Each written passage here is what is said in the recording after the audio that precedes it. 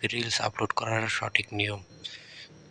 প্রথমে ফেসবুকে যাবেন, ফেসবুকে ঢোকার পরে উপরে দেখবেন প্লাস আইকন, সেখানে ক্লিক করবেন, তারপরে রিলসে ক্লিক করবেন।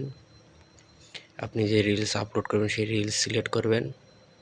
এখানে টেক্সট লিখবেন রিলস রিলেটিভ, রিলসের মতো কিছু টেক্সট লিখবেন।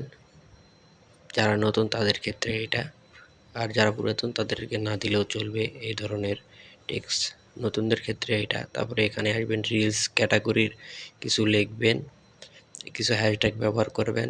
আমি এগুলো হ্যাশট্যাগ ব্যবহার করি, এগুলো আমি সেভ করে রাখছিলাম। আপনারাও রিলস ক্যাটাগরির কিছু হ্যাশট্যাগ ব্যবহার করবেন।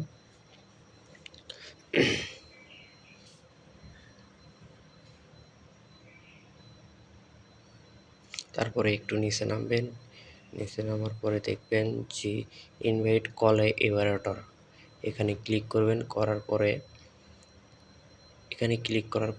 এখানে একটা ফেসবুকের একটা মাদার আইডি থাকে, আপনারও মাদার আইডি আছে। আমি ফেসবুককে মাদার আইডি বানাইলাম, আপনারাও এই ধরনের কোনো একটা বড় আইডিকে মাদার আইডি বানাবেন।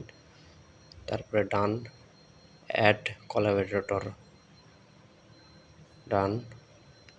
তারপরে একটু নিচে নামবেন, নিচে নামার পরে নিচে নামার পরে এখানে দেখবেন আপনার ভিডিও যে রিলেটিভ, এখান থেকে সেই রিলেটিভ 3টা সিলেক্ট করে নেবেন, করে বের হয়ে যাবেন। হওয়ার পরে আপলোড করে দেবেন ভিডিও। আগে একবার চেক করে নেবেন যে সব কিছু ঠিক আছে কিনা। দেখার পরে পরবর্তী আপনারা ভিডিওটা আপলোড করে দেবেন। আপলোড করার পরে কতটুকু কী হয়েছে আমি আপনাদেরকে দেখাবো। 30 মিনিট পরে আমি আবার আসলাম, ফেসবুকে ঢুকলাম। ঢোকার পরে আমি আপনাদেরকে লাইভ দেখাইতেছি।